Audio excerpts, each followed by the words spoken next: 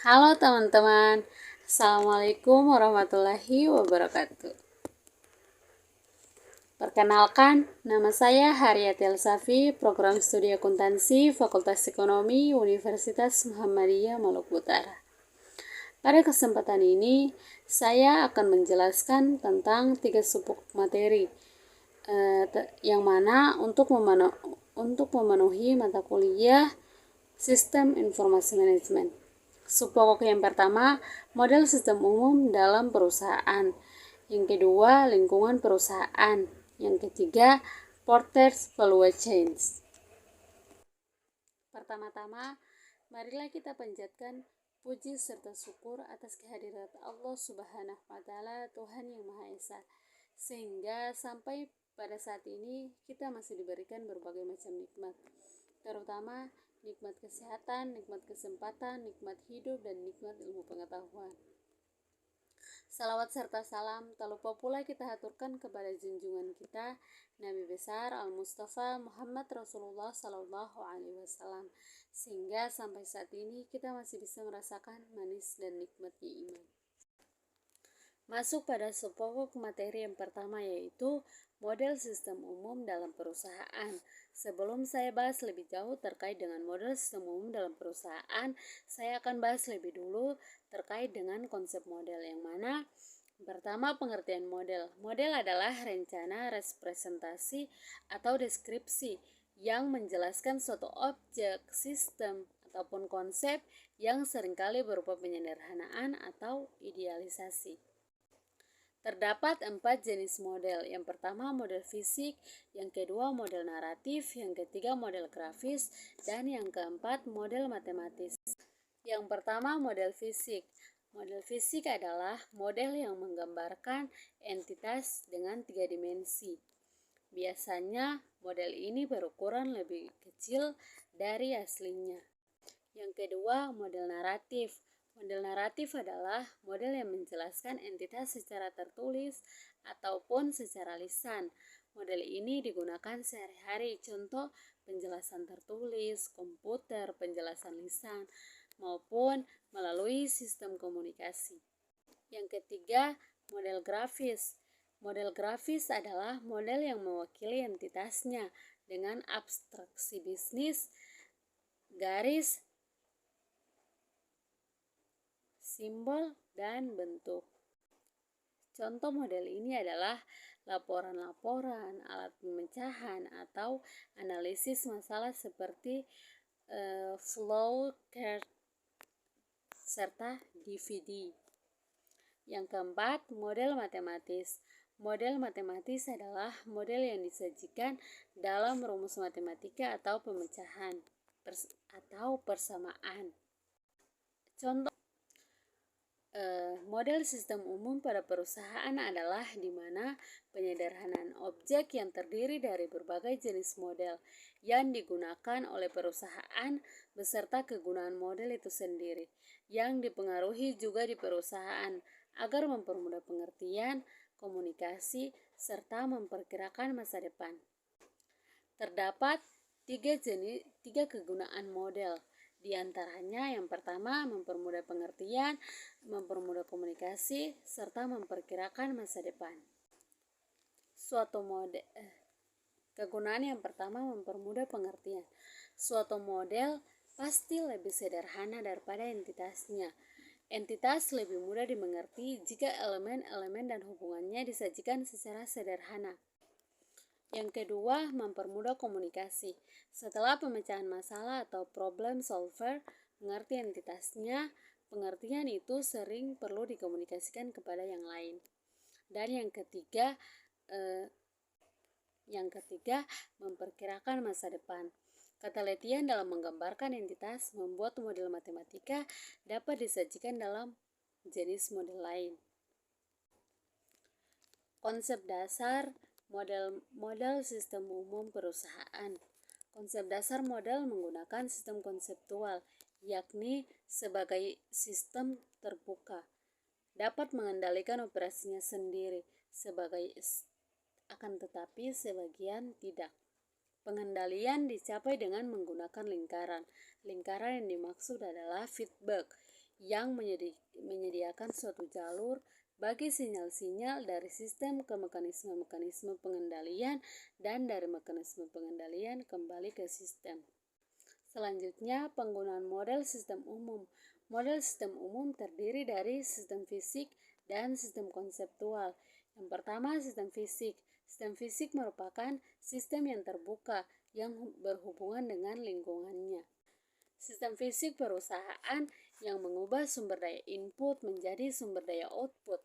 Sumber daya input yang datang dari lingkungan perusahaan terjadi suatu transformasi karena itu sistem fisik perusahaan merupakan sistem terbuka yang berhubungan dengan lingkungan melalui arus-arus sumber daya fisik.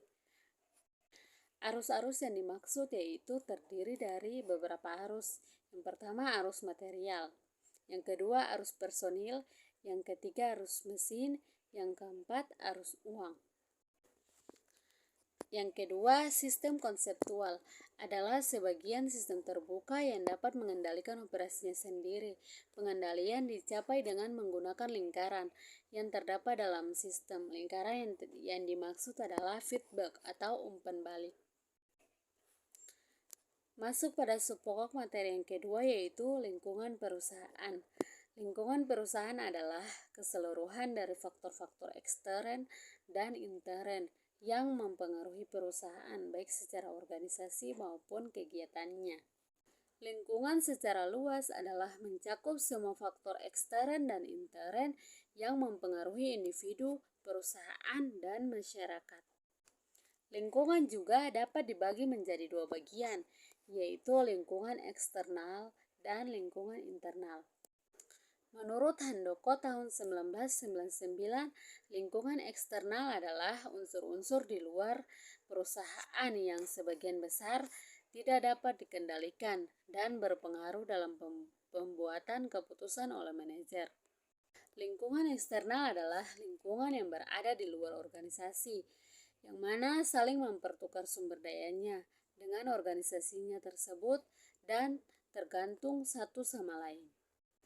Lingkungan eksternal juga terdiri dari dua lingkungan, yaitu lingkungan eksternal mikro dan lingkungan eksternal makro. Lingkungan eksternal makro juga terdiri dari 4 bagian. Yang pertama ekonomi, yang kedua teknologi, yang ketiga politik hukum, dan yang keempat sosial budaya. Sedangkan lingkungan eksternal mikro terdiri dari pelanggan, pesaing, pemasok, lembaga-lembaga pemerintah, dan lembaga keuangan. Lingkungan internal. Lingkungan internal adalah kejadian dan kecenderungan dalam suatu organisasi yang mempengaruhi manajemen, karyawan, dan budaya organisasi. Lebih mudah dikendalikan daripada lingkungan eksternal perusahaan. Mengapa? Karena lingkungan eksternal adalah lingkungan luar yang berpengaruh dari lingkungan dalam, sedangkan lingkungan internal adalah lingkungan yang berada di dalam organisasi itu sendiri, sehingga dapat lebih mudah dikendalikan.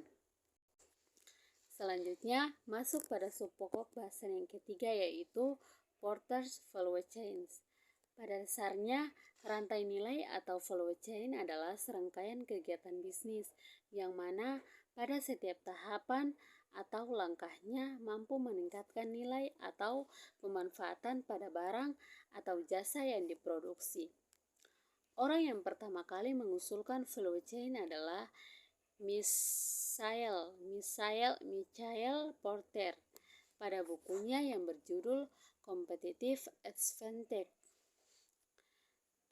yang mana creating dan sustaining superior performance, yang kali itu diterbitkan pada tahun 1985. Di dalam buku tersebut terdapat sekumpulan kegiatan bisnis yang bertujuan demi membuat dan membangun suatu nilai agar mampu menghasilkan margin nilai tambah untuk perusahaan. Selanjutnya, pengelompokan rantai nilai atau pengelompokan value chain terdiri dari dua pengelompokan. terdiri dari dua kegiatan. Yang pertama, kegiatan utama atau primary activity. Kegiatan utama dalam value chain adalah seluruh kegiatan bisnis yang mampu menciptakan nilai ataupun manfaat untuk para pelanggan dalam menyajikan sesuatu yang mampu menunjukkan keistimewaan perusahaan di dalam pasar. Yang kedua, kegiatan pendukung atau support activity. Kegiatan pendukung dalam value chain adalah suatu kegiatan perusahaan yang bertujuan dalam memberikan aktivitas guna mencapai kegiatan utama perusahaan. Selanjutnya, strategi value chain. Terdapat dua strategi dalam value chain. Strategi yang pertama yaitu strategi keunggulan bersaing, yang mana strategi keunggulan bersaing adalah suatu kemampuan pada perusahaan dalam mendapatkan keuntungan ekonomis terhadap laba yang bisa diperoleh oleh kompetitor di pasar dalam industri yang sama. Yang kedua, strategi keunggulan biaya. Harga jual, biaya, dan biaya lainnya akan menjadi pertimbangan pada setiap perusahaan yang ingin menjual suatu barang ataupun jasa. Dari segi konsumen, keunggulan biaya ini bisa dilihat dari suatu harga jual yang lebih murah dari suatu barang yang nilainya sama. Selanjutnya masuk pada tujuan dan fungsi value chain dalam perusahaan. Tujuan utama dari menerapkan value chain adalah demi meningkatkan keuntungan perusahaan dan sebisa mungkin mengurangi biaya produksi perusahaan. Terdapat dua fungsi value chain. Yang pertama, penelitian dan pengembangan. Diterapkannya sistem ini akan lebih dimudahkan perusahaan dalam melakukan penelitian dan juga pengembangan produk barang atau jasa yang sudah dipasarkan. Yang kedua, desain produk atau jasa hingga proses. Suatu bisnis yang menerapkan value chain akan lebih terbantu dalam sisi mendesain produk atau jasa hingga prosesnya agar lebih mudah dijual di pasar. Sekian mungkin itu sedikit pemaparan materi yang bisa saya sampaikan. Mohon maaf apabila terdapat kesalahan, karena sesungguhnya kesempurnaan hanya milik Allah Subhanahu wa Ta'ala. Wassalamualaikum warahmatullahi wabarakatuh.